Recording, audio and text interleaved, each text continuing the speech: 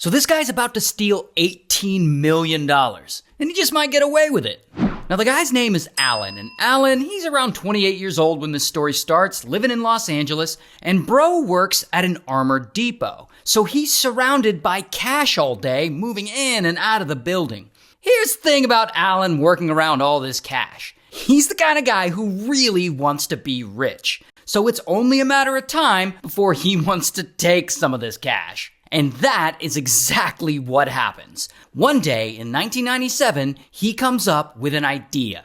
Why not just rob his employer? And so he gets to work on this plan. He starts doing reconnaissance. He's like studying the building's floor plans. He's getting familiar with all the security camera locations. He's figuring out how to get into the vault. He even allegedly brings a camera to work and starts taking pictures, pretending like, oh, I'm just like taking some photos of my work colleagues, when in reality, he's taking pictures of the layout. But all that recon is not enough to pull off a heist this big. Alan knows that he can't do this alone, so he recruits 5 of his friends to go along with him. And this operation is so ragtag, so low budget, he literally meets up with these 5 friends in a parking lot and he draws a diagram of the whole facility on the pavement using street chalk. Like, you guys enter through this door and I'll enter through this door. It's crazy. But whatever. Now the plan is all coming together. And they set an official date that this is all gonna go down. In the meantime, Alan is still working at this job at the armored depot. And he's getting up and he's going to work every day and he's just acting normal, trying not to make anyone suspicious. But as the date gets closer to heist day, something unexpected happens. One day, boom, he gets fired. Allegedly, he was playing a prank on his coworker and like messing with some of his work vehicle or something. I'm not really sure if that's true. Regardless, he gets fired. Now, this screws his whole robbery plan all up. Part of his plan was to use his set of company keys to get through some of the doors of the building. But now that he's fired, he's expected to turn those keys in right away. So how's he gonna get into the building now? Well, bro is not gonna give up quite yet. He's still determined to rob this place and to get rich. So he comes up with a slightly different plan. Instead of turning those company keys in right away, he hangs onto them for an extra day or so, and he moves the date of the robbery forward. He's like, guys, we need to pull off this heist tomorrow. And so tomorrow comes, and he and his crew, they get together. And I gotta say, for just a gang of regular dudes, they've actually got all this planned out pretty well. I mean, keep in mind that none of them have ever been in trouble with the law before. Like, this heist is actually their first attempt at crime. And so anyway, first, they go to a big house party in Long Beach. And they're there and they're hanging out, they're talking to people, socializing. They're trying to make sure people see them there because they're trying to establish an alibi. And after they're there for a few hours, they slip away from the party one by one. And they all put on black clothes and ski masks, and they grab their weapons, and they all get into a U-Haul truck that they had rented. Then they head over to the armored depot. Once they get there, Alan uses his key to get into the building.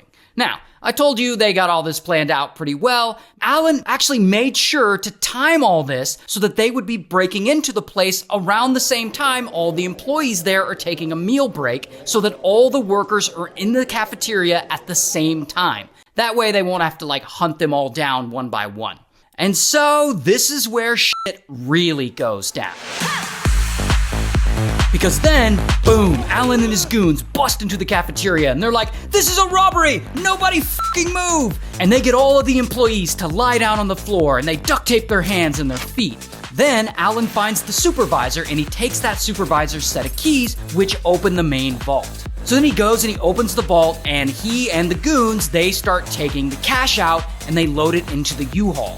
These guys fill this truck with $18.9 million worth of cash, which in today's dollars, it's about $38 million. Damn.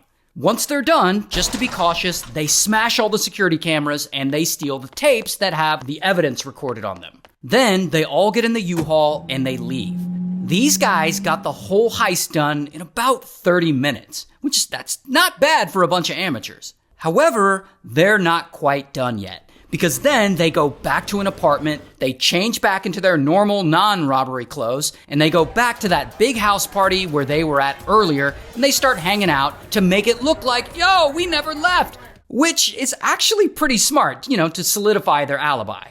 Meanwhile, the employees back at the Armored Depot, they're eventually able to free themselves and call the police. And so police come and they investigate. And after looking it all over, they're pretty sure this was an inside job. It was just too sophisticated and the robbers were way too knowledgeable of the layout of this place for it not to be an employee or a former employee. Not only that, one of the employees who was tied up during the robbery, he apparently recognized Alan's voice and he suspects that he might be involved. So now police are looking into Alan and they start monitoring him to see if he or any of his friends start flashing money around like an idiot. But here's the thing, Alan and his goons don't flash a bunch of money around. They barely spend any of it right away. Instead, they just wait. They wait for it all to blow over. And 6 months go by, and now they finally feel like it's safe to start spending and laundering the $18.9 million they got. And like some of them are buying homes at foreclosures and then renting them out. They're buying cars, but used cars, and they're buying them with cash. They even set up fake companies to run the money through. I'm telling you, for a bunch of amateurs, these guys are actually pretty smart, and it looks like they might even get away with this. Until 2 years go by, and all these guys are still in the clear, and they've each got a cut of their money, and none of them have been arrested. No one is really being investigated at this point, because police don't have any real evidence against any of them.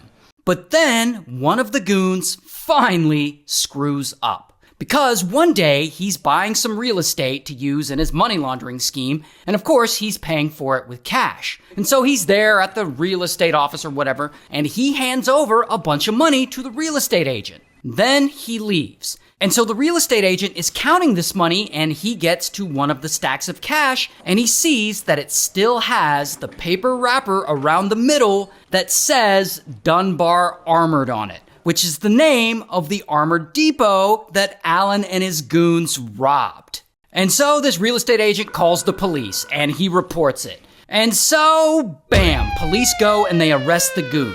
Now this goon, he immediately flips on everyone, and so, bam, they arrest Alan. Here's his mugshot. And also, they arrest the other goons. Here's a bunch of their mugshots. And Alan gets sentenced to 24 years in prison. One of the goons gets sentenced to 17 years in prison, while the rest of the goons, they got between 8 and 10 years in prison.